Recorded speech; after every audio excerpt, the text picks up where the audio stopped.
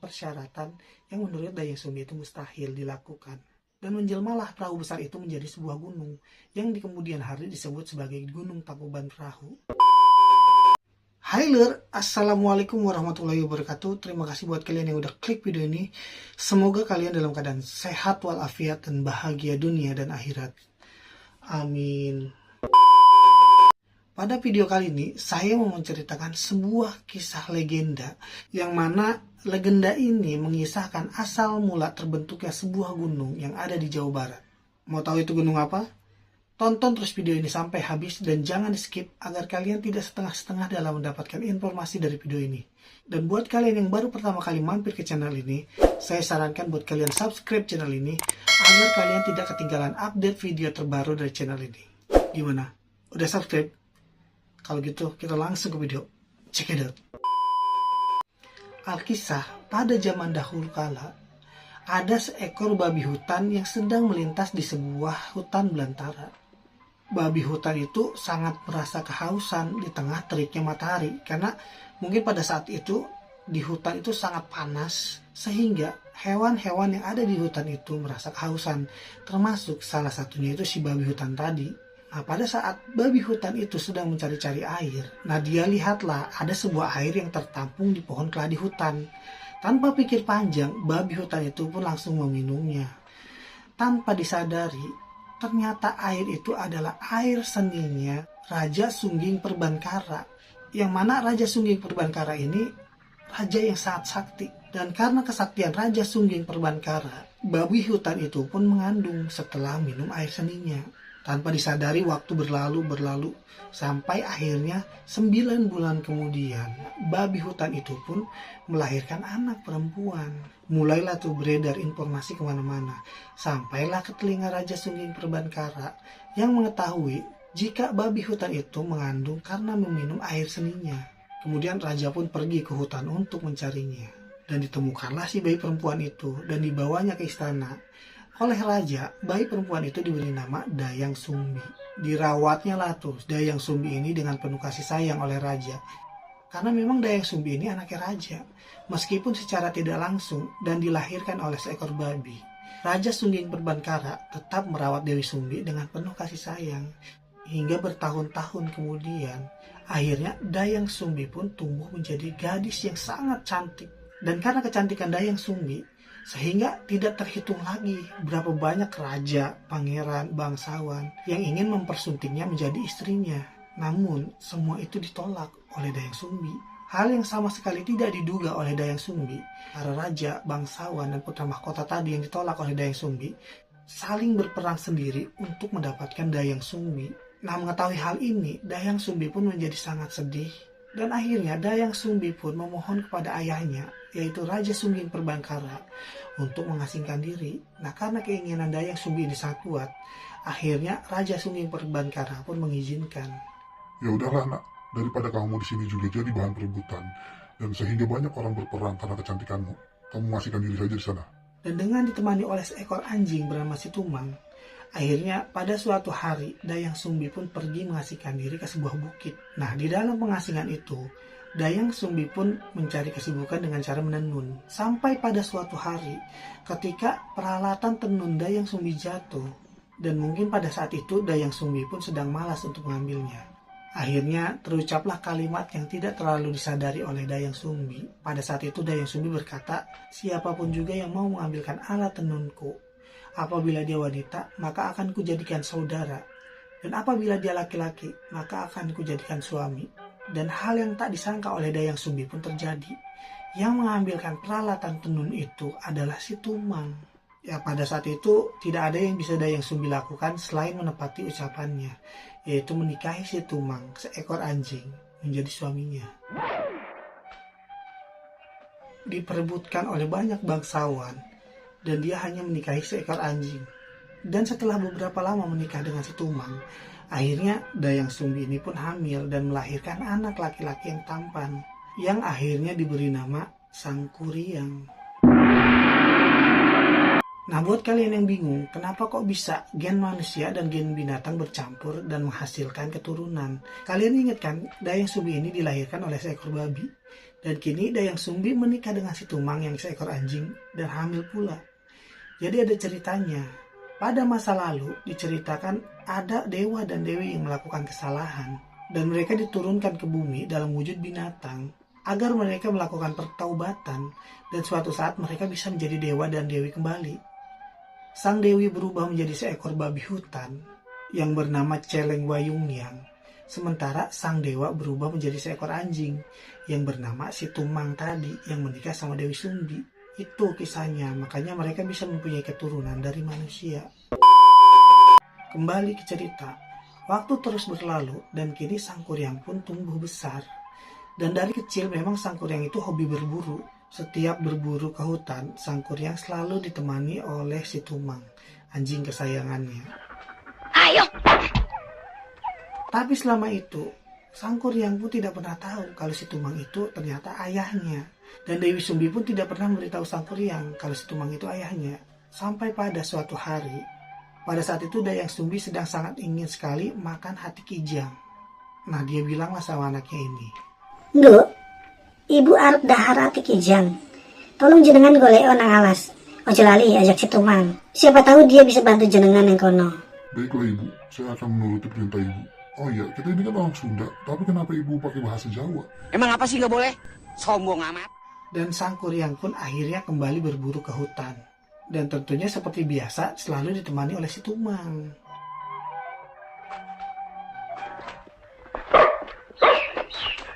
Cuma pada saat itu mungkin karena cuaca sangat panas, sehingga hewan-hewan pada berteduh dan sulit untuk ditemukan. Setelah lama mencari, akhirnya Sang Kuryang melihat seekor kijang yang pada saat itu sedang merumput di balik semak belukar. Tanpa ragu, kemudian Sang Kuryang memerintahkan si Tumang untuk mengejar kijang tersebut. Dan hal yang sangat aneh di sini, biasanya si Tumang itu sekali diperintahkan langsung mengejar. Dan biasanya juga si Tumang itu langsung mendapatkan buruannya. Cuma pada hari ini, entah kenapa si Tumang lagi malas dan enggan disuruh oleh Sang Kuryang. Kamu malas ya? Ayo pergi. Sehingga itulah yang membuat Sang Kuryang menjadi murka. Dan Sang Kuryang bilang kepada si Tumang, Jika engkau tetap tidak menuruti perintahku, niscaya aku akan membunuhmu. namun ancaman itu tidak digubris oleh si Tumang. Si Tumang tetap diam dan tidak bergerak dari tempatnya. Akhirnya karena jengkel, si Tumang dibunuhlah oleh Sang Kuryang dan hatinya diambil yang kemudian dibawa pulang. Sesampainya di rumah, Sang Kuryang memberikan hati si Tumang kepada ibunya untuk dimasak. Kau berhasil, Jaka.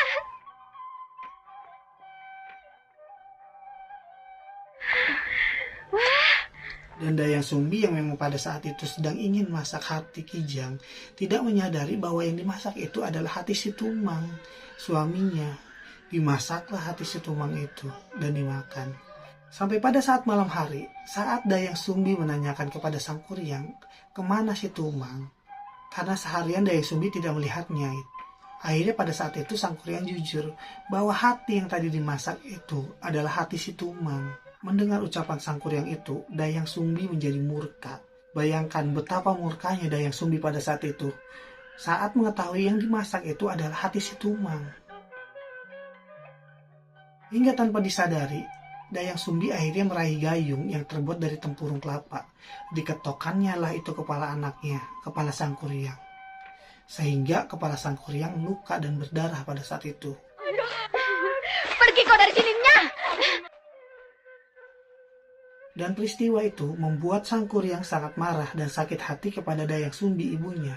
Karena menurutnya yang tidak tahu kalau si Tumang itu adalah ayah kandungnya, berpikir bahwa ibunya lebih perhatian kepada si Tumang ketimbang kepada dirinya, anaknya sendiri. Nah, pada saat itu juga Sang Kuryang memutuskan untuk pergi dari rumah tanpa pamit kepada Dayang Sumbi untuk berkelana.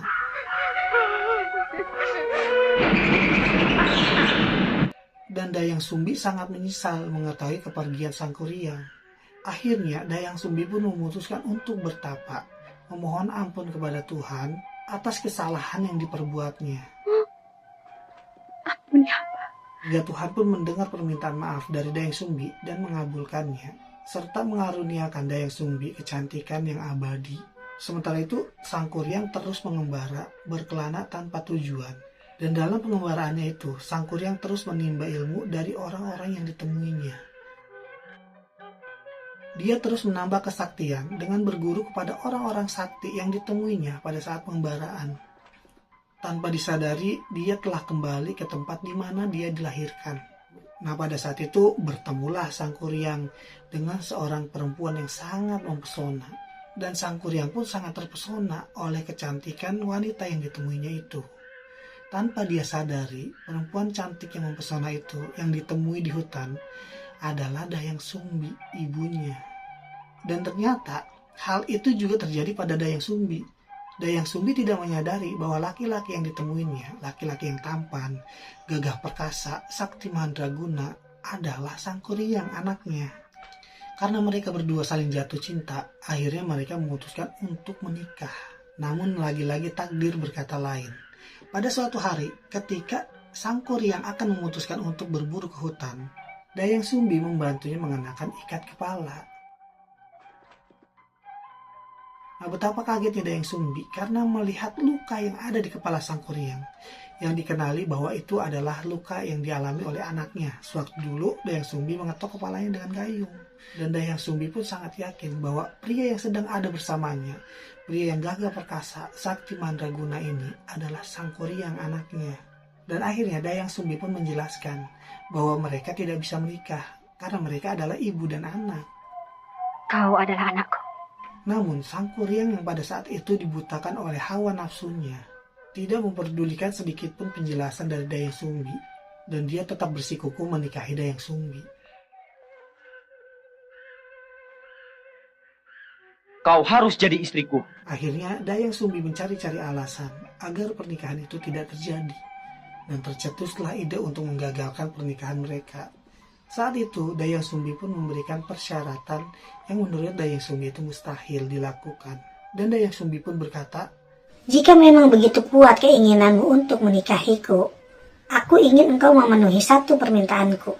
Apa permintaan yang engkau kehendaki? Dayang Sumbi pun pada saat itu mengajukan syarat yang luar biasa berat, yaitu dia ingin Sungai Citarum dibendung untuk menjadi sebuah danau. Dan di dalam danau itu ada sebuah perahu besar. Dan semua itu harus diselesaikan dalam satu malam. Dan sebelum fajar terbit, permintaan itu harus segera diselesaikan. Sang Kuryang yang memang sakti mandraguna tanpa ragu menyanggupi permintaan Dayang Sumbi tersebut. Dan dia berkata, Baiklah, akan aku penuhi permintaanmu. Dan setelah itu Sang Kuryang langsung bekerja memenuhi permintaan Dayang Sumbi. Pertama kali yang dilakukan adalah dia menebang sebatang pohon besar yang kemudian dijadikan perahu. Cabang dan ranting pohon yang tidak digunakan kemudian dia tumpuk, dan batang pohon yang besar itu digunakan untuk membuat perahu. Setelah menyelesaikan perahunya, Sang Kuryang pun berniat untuk membendung Sungai Citarum yang deras itu untuk dibuat sebuah danau. Sang Kuryang kemudian memanggil para lelembut setempat untuk membantunya mewujudkan permintaan Dayang Sumbi. Dan semua yang sedang dilakukan oleh Sang Kuryang ternyata diketahui oleh Dayang Sumbi yang mulai khawatir dengan keadaan itu. Terlalu berat karma yang kau limpahkan. Apalagi ketika Dayang Sumbi melihat pekerjaan Sang Kuryang yang sebentar lagi selesai itu. Tambahlah panik kan Dayang Sumbi, dan dia berpikir bagaimana caranya bisa menggagalkan semua itu. Akhirnya dia memohon kepada Tuhan untuk membantunya keluar dari permasalahan ini. Tolonglah hamba. Dan setelah berdoa, Dayang Sumbi pun diberi petunjuk bahwa Dayang Sumbi harus menebarkan boy rarang atau kain putih yang telah ditenun. Dayang Sumbi juga memaksa para ayam jantan berkokok, padahal waktu itu masih malam waktunya. Karena para lelembut sangat ketakutan ketika mengetahui fajar akan tiba, akhirnya para lelembut itu berlari dan menghilang ke segala penjuru, meninggalkan pekerjaannya membuat danau dan perahu yang belum selesai. Tak pelak, Sang Kuryang sangat murka dengan kejadian itu. Dia merasa Dayang Sumbi telah berlaku curang kepadanya. Dan dia sangat yakin bahwa fajar sesungguhnya belum tiba. Dan dia merasa masih tersedia waktu baginya untuk menyelesaikan pekerjaan. Dengan kemarahan tinggi, Sang Kuryang lantas menjebol bendungan di Sangyang Tikoro. Sumbat aliran Citarum lantas dilemparkannya lah ke arah timur, yang konon kabarnya menjelma menjadi Gunung Manglayang. Dan air yang semula memenuhi danau itu pun kemudian surut. Serasa belum reda kemarahan Sang Kuryang pada saat itu, Sang Kuryang lantas menendang perahu yang telah dibuatnya, sehingga terlempar jauh dan jatuh dengan tertelungkup. Dan menjelmalah perahu besar itu menjadi sebuah gunung, yang di kemudian hari disebut sebagai Gunung Tangkuban Perahu. Dan tumpukan cabang dan ranting yang tidak dipakai tadi, di kemudian hari dikabarkan menjelma menjadi Gunung Burangrang. Dan tunggul pohon itu pun dikabarkan menjelma menjadi sebuah gunung yang lebih dikenal dengan nama Gunung Bukit Tunggul. Setelah itu, kemudian Sang Kuryang lantas mengejar Dayang Sumbi dengan kemarahan yang meluap-luap. Dayang Sumbi terus pun dikejarnya. Dan Dayang Sumbi yang ketakutan terus berlari untuk menghindar, yang akhirnya menghilang di sebuah bukit. Dan bukit itu kemudian menjelma sebagai Gunung Putri. Dan kemudian Sang Kuryang yang tidak berhasil mengejar Dayang Sumbi akhirnya menghilang ke alam gaib. Nah, kurang lebih itulah kisah yang melatar belakangi terjadinya Gunung Tangkuban Perahu. Jadi kisah Sang Kuryang ini adalah legenda yang berasal dari Jawa Barat. Legenda ini berkisah tentang terciptanya Danau Bandung, Gunung Tangkuban Perahu, Gunung Burangrang, dan Gunung Bukit Tunggul. Dari legenda ini, kita dapat menentukan sudah berapa lamakah orang Sunda hidup di dataran tinggi tersebut. Dengan didukung fakta dan geologi, diperkirakan orang Sunda telah hidup di dataran tinggi ini sejak beribu tahun sebelum Masehi. Dan legenda Sang Kuryang ini awalnya merupakan sebuah tradisi lisan. Rujukan tertulis pada legenda ini adalah pada naskah Bujang Manik yang ditulis pada daun lontar yang berasal dari akhir abad ke-15 atau awal abad ke-16 Masehi. Pada naskah tersebut dituliskan bahwa Pangeran Jaya Pakuan alias Pangeran Bujang Manik mengunjungi tempat-tempat suci agama Hindu di Pulau Jawa dan Bali, yaitu tepatnya pada akhir abad ke-15. Setelah itu melakukan perjalanan panjang, Bujang Manik pun tiba di suatu tempat yang sekarang dikenal sebagai Kota Bandung. Pertama di dunia. Dan menjadi sastrawan yang pertama kali menuliskan nama tempat legendanya. Dan laporannya adalah sebagai berikut, ini dia. Lempang aing ke baratkeun, datang ke Bukit Patenggang. Saka kalah Sang Kuryang, Masa dek nyitu Citarung, burung tambai kasiangan. Nah, kurang lebih segitu lur, legenda tentang terciptanya Gunung Tangkuban Perahu atau legenda Sang Kuryang. Gimana menurut kalian? Silakan kalian tulis di kolom komentar jika ada yang tahu lebih banyak mengenai legenda Sang Kuryang ini. Dan silakan share video ini ke teman-teman kalian, siapa tahu ada teman-teman kalian yang membutuhkan informasi ini. Dan jangan lupa buat kalian yang pertama kali mampir ke channel ini, silakan di subscribe channel ini karena subscribe itu gratis. Akhirnya sedahlan, assalamualaikum. Nah, ini dia nih lur, penampakan Gunung Tangkuban Perahu yang sekarang. Gunung Tangkuban Perahu ini adalah salah satu gunung yang terletak di Provinsi Jawa Barat, Indonesia. Terletak sekitar 20 km ke arah utara kota Bandung. Dengan rimbun pohon pinus dan hamparan kebun teh di sekitarnya, Gunung Tangkuban Perahu ini mempunyai ketinggian sekitar 2084 meter. Dan bentuk gunung ini adalah stratopulkano dengan pusat erupsi yang berpindah dari timur ke barat. Jenis batuan yang dikeluarkan melalui letusan gunung ini adalah kebanyakan lava dan sulfur. Sementara mineral yang dikeluarkan saat gunung aktif adalah sulfur belerang. Dan mineral yang dikeluarkan saat gunung tidak aktif adalah uap belerang.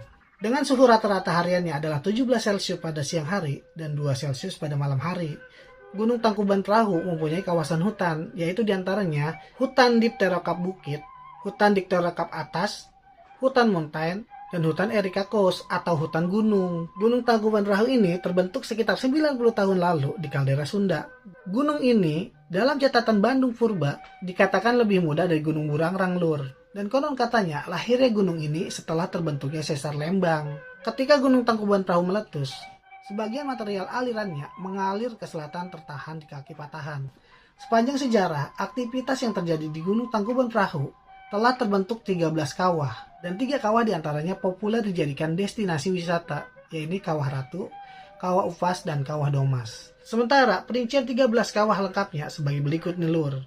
Yang pertama, Kawah Upas terdiri dari Kawah Upas Termuda, Kawah Upas Muda, dan Kawah Upas Tua. Kemudian Kawah Ratu juga terdiri dari Kawah Ratu 1920, Kawah Ratu Muda, dan Kawah Ratu Tua. Kemudian ada juga kawah baru yang terdiri dari Kawah Pangguyang Badak, Kawah Badak, Kawah Ekoma, Kawah Jurik, Kawah Siluman, dan Kawah Domas. Gunung Tangkuban Perahu sempat meletus beberapa kali nih lur. Orang yang sempat mencatat letusan pertamanya adalah botanis sekaligus geologis bernama Franz Wilhelm Junghum. Susah banget namanya. Berdasarkan catatan yang dibuat Junghum pada tahun 1853, catatan ini pertama tentang letusan Gunung Tangkuban Perahu adalah tahun 1829. Tak ada data tentang letusan sebelumnya. Setelah itu letusan beristirahat selama 17 tahun. Letusan berikutnya terjadi pada tahun 1846. Setelah itu gunung tercatat aktif berturut-turut pada tahun 1867 dan 1887. Dan letusan besar berikutnya terjadi pada tahun 1896 setelah gunung mengalami masa istirahat selama 50 tahun nih lur. Aktivitas letusan kemudian terjadi pada tahun 1910, 1929, 1935, 46, 46, 47, 50, 52, 57, 61, 65, 67, 69, 71, 83, 92, 94, 2004, dan yang terbaru adalah 2019. Dilansir dari beberapa laman media online, masa istirahat antara letusan Gunung Tangkuban Perahu berlangsung antara 30-70 tahun. Pada tahun 2005, Pusat Vulkanologi dan Mitigasi Bencana Geologi Daerah sudah membuat peta kawasan rawan bencana Gunung Tangkuban Perahu ini lur. Dan daerah-daerah yang rawan bencana dibagi dalam 3 kategori. Masing-masing kawasan rawan bencana 1, kawasan rawan bencana 2, dan kawasan rawan bencana 3. Dengan jarak ada yang berada dalam radius 1 km, 5 km dari letusan, dan ada yang berpotensi terkena terjangan lahar dan hujan abu atau lontaran batu pijar nih lur. Dalam buku Bandung Purba disebutkan lembah yang berpotensi dilanda lahar meliputi Ciasem, Cimuji, Cikole, Cibogo, Cikapundung, Cihideng, Ciberem, dan Cimahi. Sementara daftar letusan dan erupsi sejak tahun 1829 kurang lebih diantaranya adalah pada tahun 1829 erupsi abu dan batu dari Kawah Ratu dan Kawah Domas. Pada tahun 1846 terjadi erupsi dan peningkatan kegiatan. Pada tahun 1896 terbentuknya pemoral baru di sebelah utara Kawah Badak. Dan pada tahun 1900 erupsi uap dari Kawah Ratu. Pada tahun 1910 kolom asap membumbung tinggi setinggi 2 km di atas dinding kawah. Erupsi berasal dari Kawah Ratu.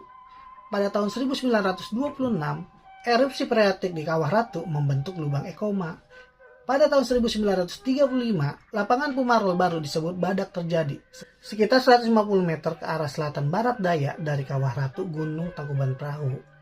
Pada tahun 1952, erupsi abu didahului oleh erupsi hidrotermal atau freatik. Pada tahun 1957, erupsi freatik di Kawah Ratu terbentuk lubang kawah baru. Pada tahun 1961, 1965, 1967, erupsi freatik.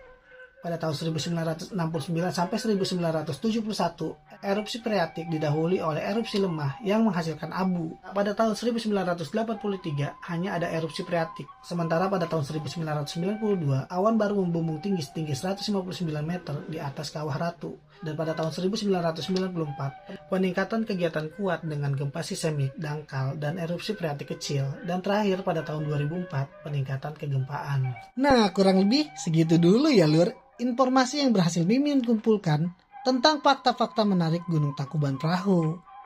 Bagi kalian yang masih haus informasi, Mimin sarankan baca sendiri di Google. Dan Mimin mau ngingetin sekali lagi buat kalian, jangan lupa subscribe channel ini. Jangan sampai enggak ya, karena ada informasi-informasi menarik tentang legenda dan kisah misteri yang akan Mimin upload setiap minggunya. Akhirnya Mimin pamit, Assalamualaikum warahmatullahi wabarakatuh.